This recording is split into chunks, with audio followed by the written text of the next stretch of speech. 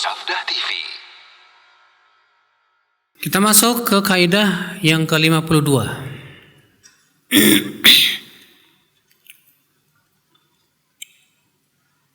Man ankara 'uluwallahi 'ala khalqihi faqad 'attala rububiyyatahu. Siapa yang mengingkari ketinggian Allah di atas makhluknya,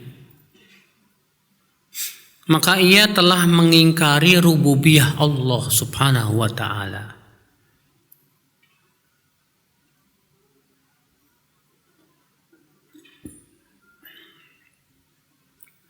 Siapa yang mengingkari ketinggian Allah di atas makhluknya, berarti dia telah mengingkari rububiyahnya Allah subhanahu wa ta'ala.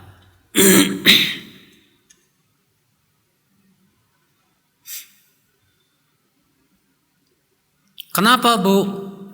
Sebab kalau dikatakan Allah tidak di atas, Allah tidak tinggi di atas makhluknya, tapi Allah ada di mana-mana.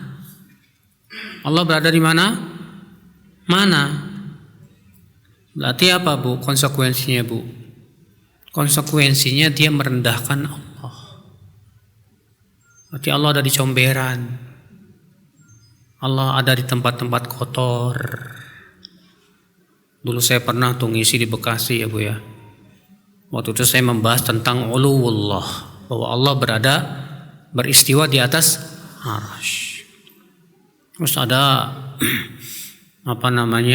seseorang, ya anggaplah intelek, dia bilang saya tidak setuju Allah berada di atas arsy. Kata dia, kenapa Pak? Kata saya, karena kalau Allah berada di atas arsy, Allah butuh tempat dong. Oke, jadi menurut Bapak Allah di mana? Di mana-mana. Saya bilang di mana-mana juga butuh tempat, Pak. Berarti kalau di mana-mana Allah berada di comberan. Ada, kata dia. Hah? Itu kan tempat jorok, Pak. Kan jorok menurut kita, menurut Allah belum tentu jorok, kata dia. Oh, kalau gitu Bapak boleh dong berwudu pakai air comberan? Ya nggak boleh lah. Loh kenapa Pak? Kan najis. Siapa yang bilang najis? Bapak apa Allah? Ya Allah. Ya udah kan, kata saya. Bapak ini gimana? Ya ngotot Pak, Bu. Pokoknya nggak mungkin Allah berada di atas arsy. Karena menurut akal pikiran dia, kalau Allah berada di atas arsy, Allah butuh tempat. Tapi kemudian dia jatuh kepada yang lebih buruk dari itu. Dia bilang Allah berada di mana-mana. Yang namanya di mana-mana juga tempat. Di tempat-tempat kotor ada dan yang lainnya. Waktu di Cibinong juga pernah tuh. Saya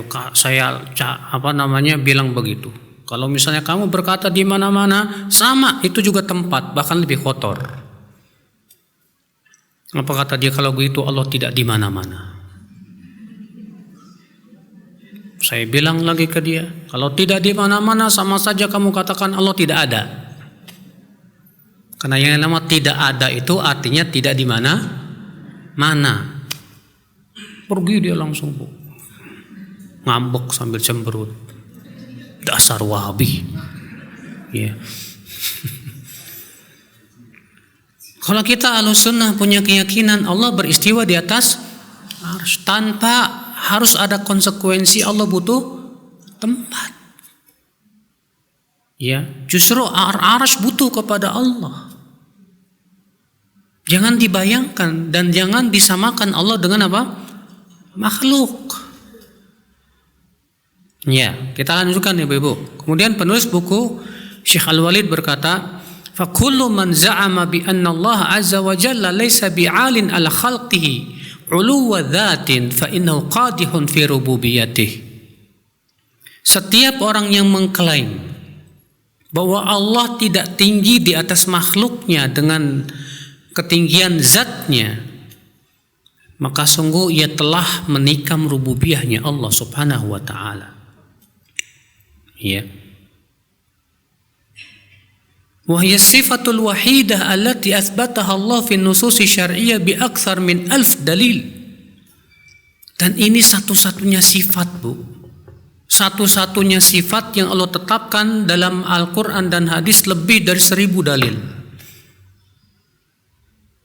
Ya, sampai-sampai Ibnu Qayyim mengumpulkan dalil-dalil tersebut yang jumlahnya lebih dari 1000 dalam kitab beliau yang berjudul Ijtima'ul Juyushil Islamiyah, berkumpulnya pasukan-pasukan Islam. Maksudnya dalil-dalil. Beliau di situ menyebutkan 1000 dalil bahwa Allah beristiwa di atas arsy, bahwa Allah tinggi di atas makhluknya dengan zatnya. Iya. Secara fitrah pun juga manusia punya fitrah bahwa Allah itu berada di mana? Di atas. Ibu kalau berdoa tangannya kemana? Ke atas. Gak pernah ibu berdoa ke bawah atau ke samping atau enggak, di atas. Dan hati kita pun pasti akan mengarah kemana? Ke atas. Itu fitrah, Bu. Bahkan terkadang orang preman aja, Bu, yang gak ngaji, suka dengan fitnah berkata apa? Ya, saya takut sama yang di atas. Dia bilang begitu. Dengan fitrahnya dia berkata. Ya.